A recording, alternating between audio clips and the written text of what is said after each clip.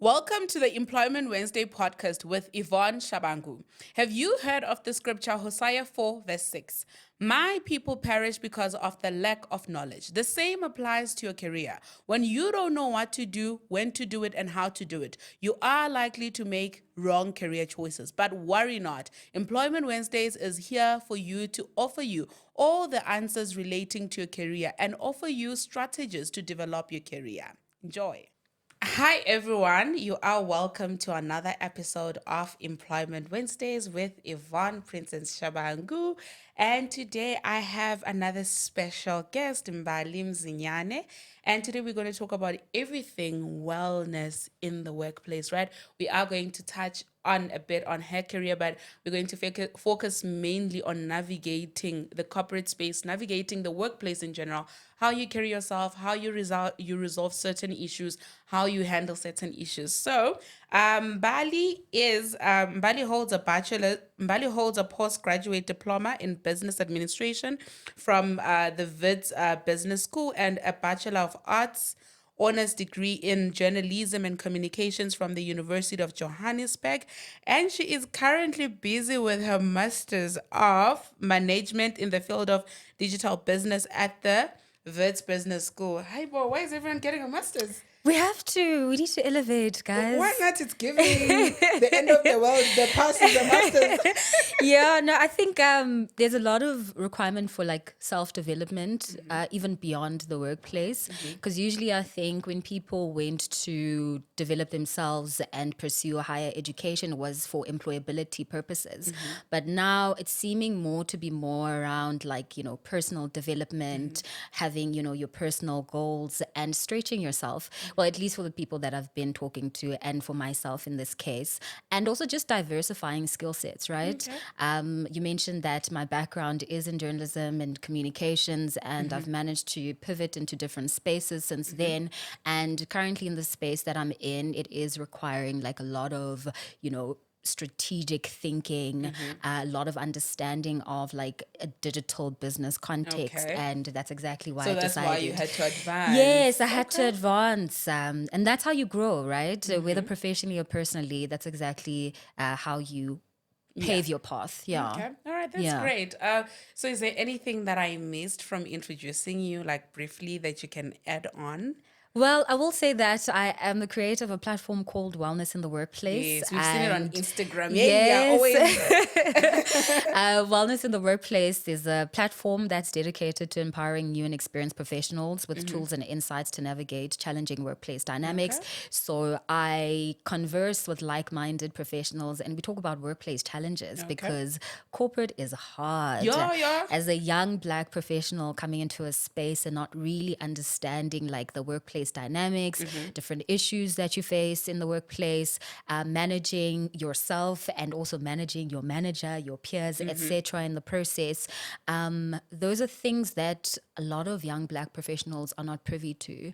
And you learn the hard way typically when you get into the workplace. And so really the platform is around demystifying that. So people can just go into these workplaces a lot more empowered, a lot more just aware of what's happening. So yes, that's what I would add. You're on podcast as well, Yes, I right? am. I am. And then she is also an MC and a That's speaker. it. That's Like it. kuningi Good nje. evening, guys. I always think I'm a fruit salad, but I think you're more of a fruit salad than I am. Yeah, so I came across a term called multi-potentialite recently. Okay. And that is an individual that has different skill sets and different interests. And I think it kind of represents what you do and what I do. Okay. Because I don't like being boxed. I don't like being put Yes. in a specific category. I like spreading my wings and using my skills and talent in different ways. And I think that's what you're doing as well. Yes, Yeah. definitely. And my other thing is I really get bored. Hey, Okay. I fight not to get bored. Okay. Like I'm those people. Once I become good at something, I'm like, what's the next thing? So I don't like not being challenged. I'm a queen of challenges in general. like that. I love knowing that okay, now I need to know how to finish my masters. I finish it. Okay, like now that. I need to complete my doctorate. Like I don't like being not busy. I know it's unhealthy sometimes, Mm-hmm. but yeah, I'm just that person. Okay, so let's go into our icebreaker questions. Okay. Yeah, ngifuna ipaloni, I want the tea. Okay, let's go into it. Yeah, Yeah. if you were a drink, what would you call yourself? Like, what drink would you name yourself? Oh my God. I think this is a boring one. Mm-hmm. I would say water. The reason why I'm saying water is because I'm very fluid. Okay. Very fluid, very adjustable, very Mm-hmm. adaptable. And I take on the shape of whatever environment it is that I'm in. Okay. So, water. Oh, all right. And I'm a water sign. If you guys believe like in astrology and stuff, I'm a Cancerian and Oh, we're okay. water babies. Okay, you're a water yes. baby. All right. Okay, that's Yeah. cool. What was the list? Okay, let me say the most, because I Okay. know you may not want to answer it, but I'll ask it anyway. Okay. What is the most salary you have received? Ooh. Oh my It God. doesn't have to be your monthly, where you receive for a work job done, and then you were like, oh my good, like Okay. ritini. Okay. So I'll say this. I've been consulting on the side as well. So this Okay. is not from a 9 to 5. And this was for like a consulting engagement that I did. I can't believe I'm sharing this, but You put on the hot seat. I got paid about 130,000 rands for a consulting engagement over 3 months. Okay. Yeah. All right. That's a good amount. But it and was you were- over 3 months, right? Okay. So But you also had your 9 to 5. of course. Okay. Of course. Okay. I'm not leaving my 9 to 5. Multi-potentialized. At the time. I'm in a different phase now and I'm doing this full time because I see that there's more earning potential. So yeah, I can't believe I just shared that, but it's fine. It's okay. Let's demystify things because Yes. also it's 'Cause about also we really need to be able to be comfortable in sharing this type of thing so that people know what they're getting themselves 100%, into when they go into 100%. certain career options, right? 100%. Okay, and then the last one, what is your holiday destination that you want to go to so badly? Oh, I want to go to Mexico. Nice. Why I Mexico? really want to go What's to Mexico there? because I like Mexican food. Okay. And I promise I made to myself is that all of my favorite foods, I need to visit the countries of origin. Okay. So, yeah. All right. Se manifesta. Okay, that's great. That's good. Yeah. So yeah, let's go into your career, how your career started. Yeah. In matric, what did you want to study? At high school level, what did you want to study? Oh my God. My journey has been very interesting. I think in high school, because I was like academically a high performer, there was an expectation that I was going to go into something in the sciences. So I had also sold myself that story that I wanted to be like a biochemist. And But you this didn't is what want to be. I didn't know. I didn't Okay. know. It was a thing that people seemed to be proud of every time that I mentioned it. So the reaction that I would get would be like of pride and excitement, where I would say, I want to study biochemistry and then what I didn't do though in my matric year, which is something that I hope anybody who's listening can advise other people, or if they are in that position can start thinking about proactively, is that I did not apply for university immediately. What? I didn't. So you didn't apply in grade 11? I didn't apply in grade 11. How did you think it was going to work out? I didn't apply in matric. Things have just always like worked out in some weird way. And I think without the right career guidance and right people around me to advise me and hold my hand in the process, which is what a lot of first generation university students find themselves in. You either find your way, or if you're lucky enough, you have a structure that introduces you to that. So I did not apply. And lo and behold, after matric results came out, now I'm in panic mode. And I'm like, actually, this is my first taste of reality where I now have to do something myself. I have to put myself out there. And unfortunately, like there wasn't like place. I didn't get placed. It was actually during that year at UJ where there was a stampede because there were like late applications, etc. So around that time, I just, had a very tough talk with my mom, decided to step back, and she was understanding enough to say, it's fine. let's do a gap year. Okay. And in that gap year, I worked, earned extra money on the side, and that's how I was able to then apply. Initially applied for biochem because that was the story. And then just I would literally say out of nowhere, I changed my mind because I've always been good at communications, public speaking, and also just, writing and creative writing. And had never been introduced to communications and media and journalism before that. But I did a little bit of research, changed my mind, went to UJ almost the next day and requested to change my application. And I would say that was a very serendipitous moment because that is where there was a shift in my trajectory and the path that I had to take. And since then, literally everything has built up to bring me to this point. So, yeah. Okay. Yeah. All right. So the part where you didn't apply, I just want to sort of for it to be a learning moment for somebody at home, right? Is it because you didn't know you had to apply, or like what was the driving force? Did you just think it's going to happen on its own? I will say this, that I was very active in a number of things in matric, right? I was like a head girl. I did sports. I did cultural activities. And I think I got distracted in the process. And like I said, if you don't have the right guidance and support around you, which a lot of people from first generation going into university lack, then you don't have people edging you on, to say, why haven't you applied? What's going on there? So to be honest, there wasn't a thought process around how that would unfold. It's literally something that I had to learn as I went. And I think taking time out, which is very unconventional, allowed me to do that. It allowed me to rethink, reposition, and also venture into something that I'm serendipitously using today. So yeah. That's how I can just try and bring that thought process I was in at the time. Just lack of support, lack of guidance, and also knowledge, exactly, and just distractions, right? Being so distracted and caught up with everything that's happening around you and not really thinking and planning ahead.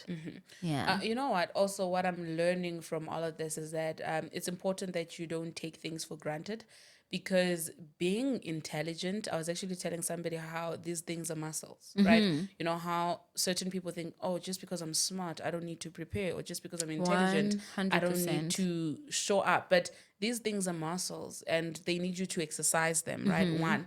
And number two, these things need nurturing. Because, I mean, in the world that we live in and what society sells us is the fact that because you're a head girl, because you're doing well, because you are active in all of these things, things are supposed to happen by default, you know? And basically what I'm saying to you, no matter how good you are, you must always take a step forward to want to know more, learn better, and also don't take it for granted and think things are going to happen to you. Rather be happening to things 100%, and not letting things happen to you. 100%. I think for me, that was like a major life lesson that I learned very early on, right? Yes. Taking charge of your life and taking charge of the decisions that you want.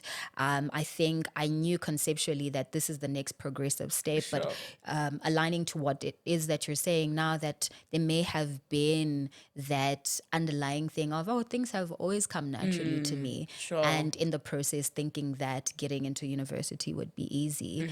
And yeah, I just had a reality check and yeah.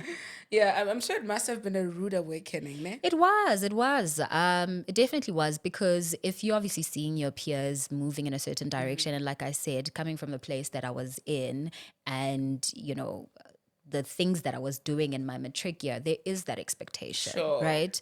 I remember just coming across one of my peers, and and I was working, and he was like, what are you doing, Mona? Like, what's going on? Where were you working, if you don't mind me asking? I was in retail. I was my working for a God. boutique. And that time and that's you how were a I style gained my player. style.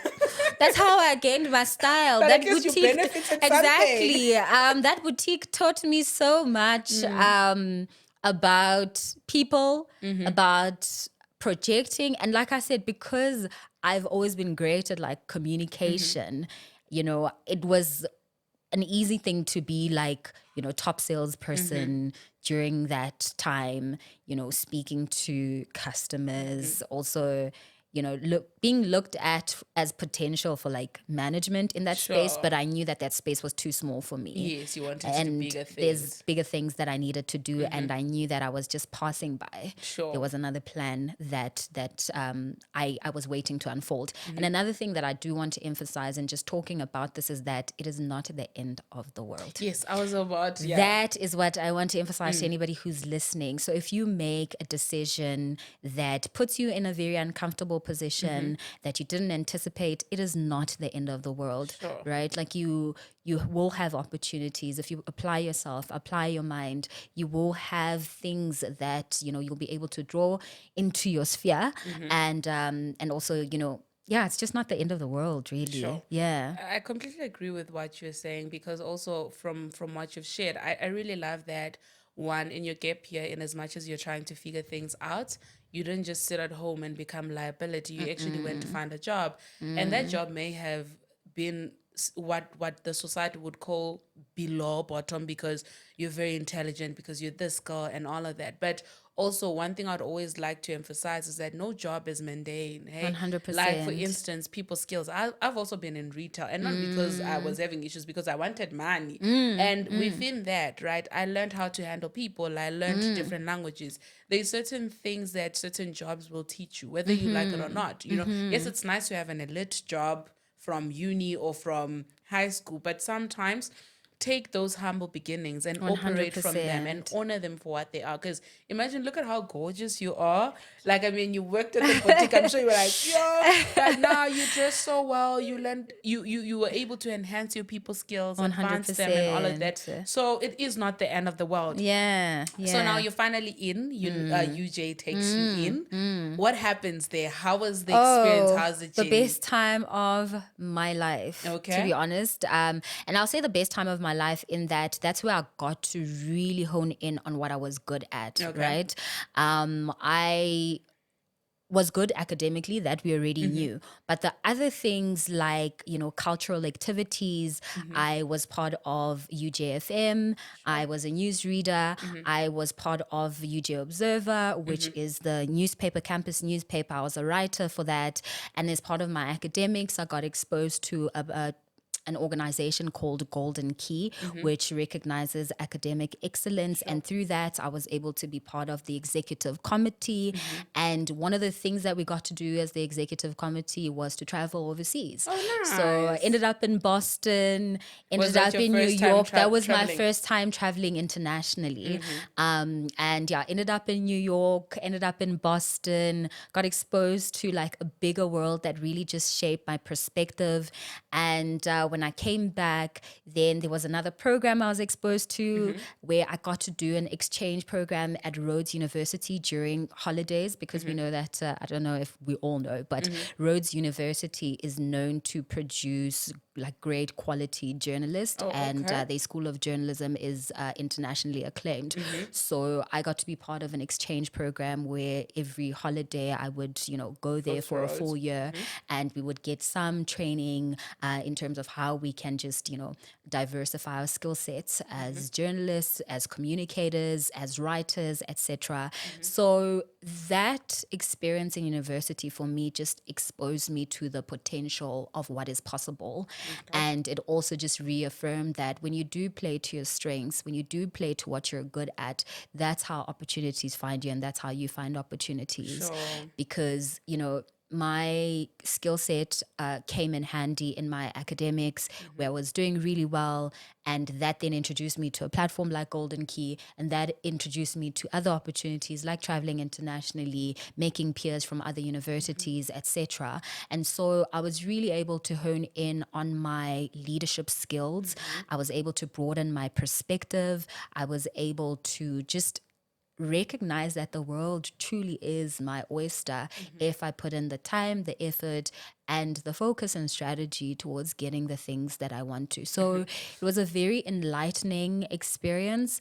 And yeah, like I said, life-changing and the best time of my life, to be honest. I love that. Yeah. Mara, when it's all said and done, UJ has to be the best institution. Of Come for me if you want. Of course. But I really think it is a place where great opportunities are created for their Yes. students, and it's very inclusive in so many ways. 100%. I really love that.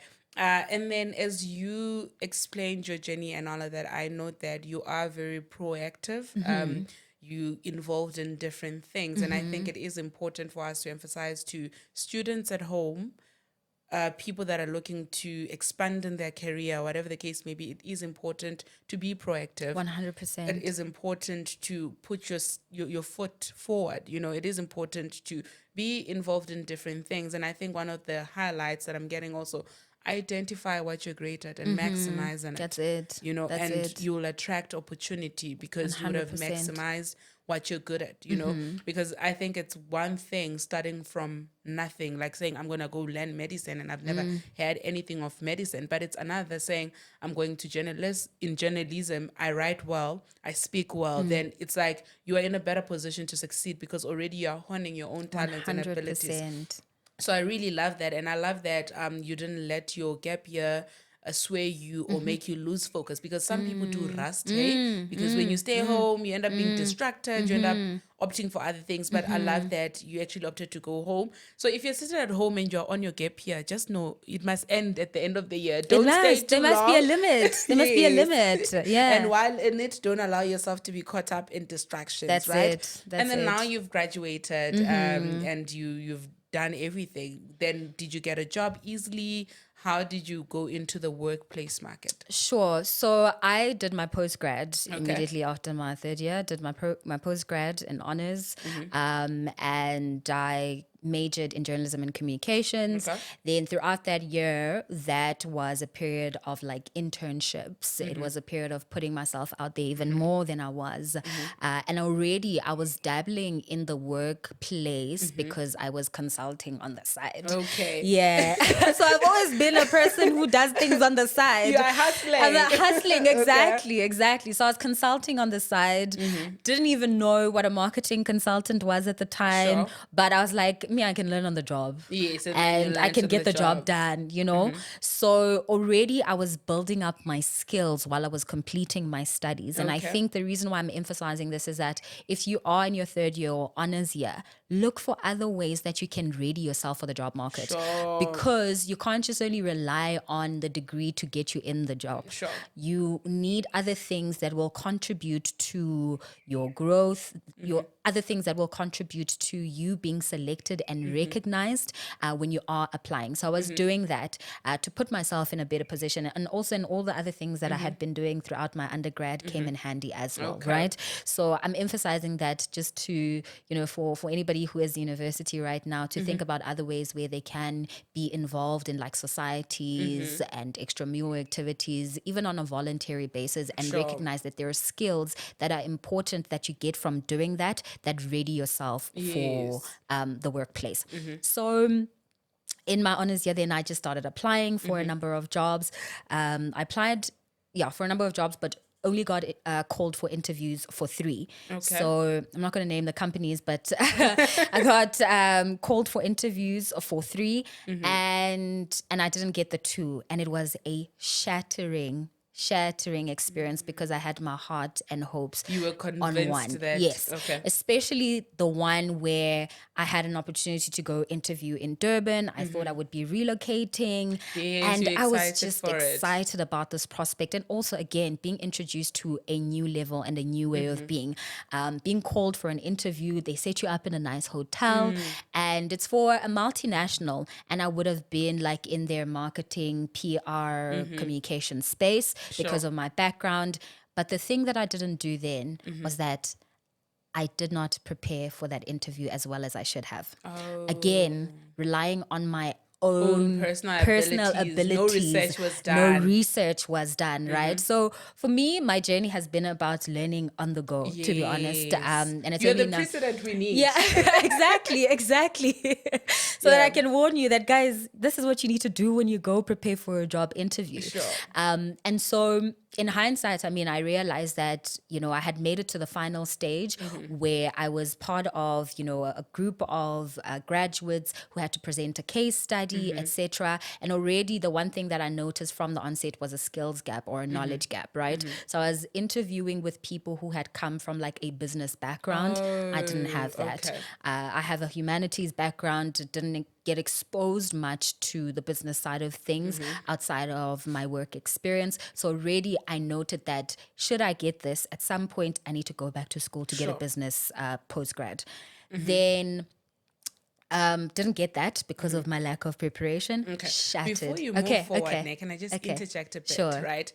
Speaking of the gap of knowledge, right? Yes. Looking at, and I think that there is, may have wanted whatever they wanted, but I think it's unfair on graduates, right? In that, like, you're competing with people that have business backgrounds and all of that, right? Don't you think then there's something that should be done by institutions to actually fully prepare a normal graduate? Because, I mean, not everybody is able to master soon or go into business schools and etc. Do you think like institutions should then relook at how the curriculum is structured so that candidates are desirable to companies? Because now most companies are like, oh, you must have a master's. There's a reason why they want a master's, probably because your undergrad is not enough. But if it's not enough, then people that are creating these curriculums then should make them like they should fill in the gaps, man. 100%, 100%. So as you're talking, I mean, I'm thinking about like the educational system in the US, right? The higher education system is that they usually take a multidisciplinary approach when it comes to their curriculum. So you would find that a business major would end up doing a humanities subject and potentially even something in science and vice versa. Someone in humanities taking a business elective and potentially something else in technology or whatever. And what that does is that it gives them the room and the options to be able to select a path that they align with. So you almost start with like a basket of options, right? And you are able to pick and choose that, oh, maybe I'm more inclined to this. Maybe, this is something that I enjoy.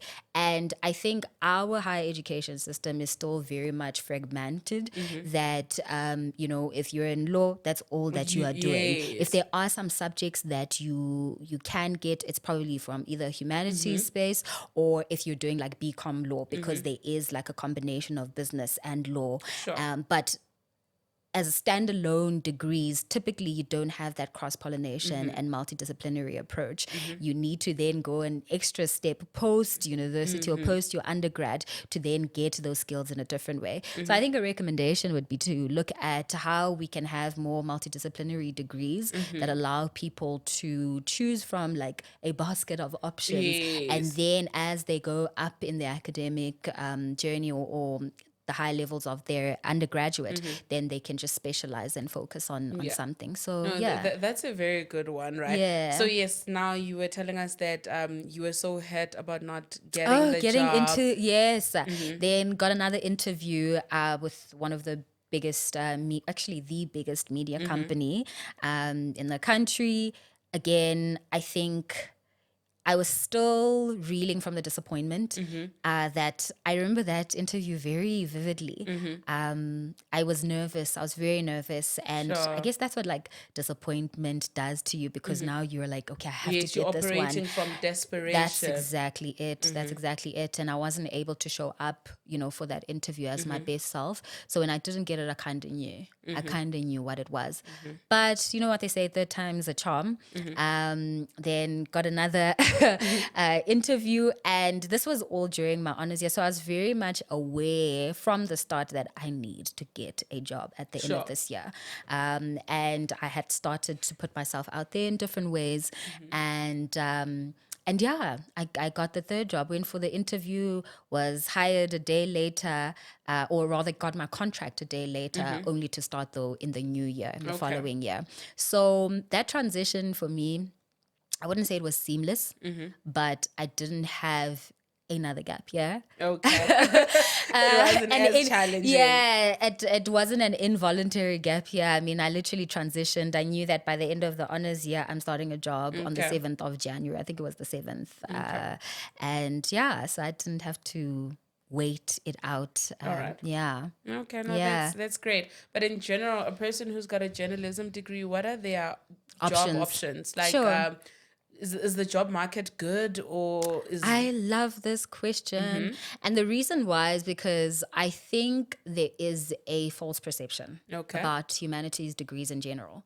And I am a humanities advocate through and through. I think it might not have come across in any other way, but I think that the skills that you get from a humanities degree are very relevant in this day because what it encourages is critical thinking, right? And if you are a critical thinker, then you're able to apply certain perspectives, certain nuances, certain like cultural context to different organizations in different ways. Even if you end up in, I mean, I don't know how long the conversation is going to go, but I somehow ended up in technology, and that's where I honed in like the bulk of my career. And my humanities background enabled to understand nuances and people and things allowed me to become a better marketer, allowed me to become a better strategist. And so I think there's a lot of options. And I think it's about how you are able to qualify and quantify your skill set, to look at your skill set from a perspective of, no, I'm not just a writer. I can be a copywriter. Okay. I can be a content creator. I can be a producer. Exactly. So I think the options are varied. So you can either go in the traditional sense where that degree can take you, i.e. in the media space, whether you're working in TV, in radio, whether you're working for a newspaper or a magazine, whatever the case is. But obviously there's limitations there, right? In terms of your earning potential. Sure. And I think that's something that we need to address and talk about, right? That's another thing that, like, you know, humanities degrees get a backlash for. Yes, that, 'cause I was you saying, guys you don't get paid. You don't Well, get paid. You have to have 7 other jobs for you to have a stable income. Yeah, actually, yeah. I mean, I think for you to, not so much a stable income, I think for you to make a lot of money. Okay. So a stable income you can get. Okay. But to go beyond a certain point and reach new tax brackets, it requires you to be very creative. Okay. And I think inherently, if you are in a humanities degree, you should be a creative person. Okay. You should be a creative person. So you still encourage people I to do. study humanities if they can. If they can, and if they trust their ability to be creative. Okay. I would also then say that at a later stage, do diversify your skill set. Yes, advance yourself. Advance yourself, because that like BA humanities is not going to be enough, right? So do advance yourself, diversify your skill set. I would also say that look at how you can brand yourself and position yourself in a way that makes you appealing. I think in the world that we're going into, storytelling is very big.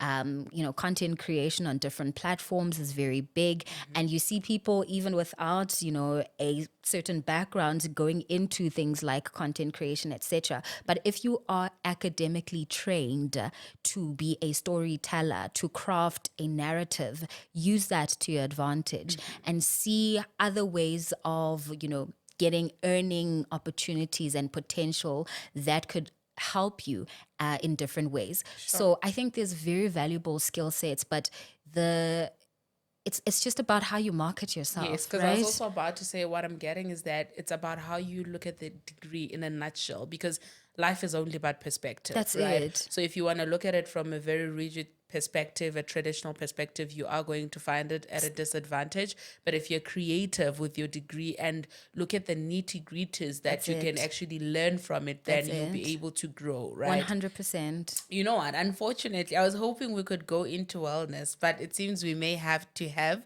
another episode regarding wellness, right? But there's a burning question. People keep on asking me this question, so I won't let you go without answering this question, right? So somebody asked me, how does a person handle a conflict in the workplace where they don't like it's not as direct, right? You know, it's one thing you and I are bickering, but it's like working with a person that doesn't like you, but you're in an environment that forces you to work as a team, whether you like it or not.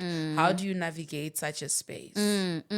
I think the first thing you need to be mindful of is that you're not going to be liked everywhere. Okay. And not everyone you come across you're going to like, right? I think there is a misconception that just because we are in the same team, we have to like each other. Getting along and liking each other are two different things. Sure. And when you get along, you prioritize the objectives, you prioritize the outcomes of whatever it is that you are working on versus whether we have an interpersonal relationship because you like me.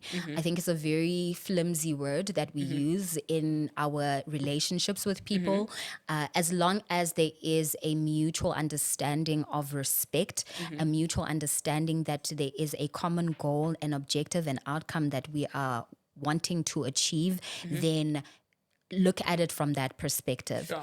If there's other nuances that pertain to things like race and gender, and that can come from or that can be manifested as like discrimination, then you have a different story. Sure. There you have a plausible, case that you could potentially document and report to HR at some point if it ever is expressed in like an overt way, right?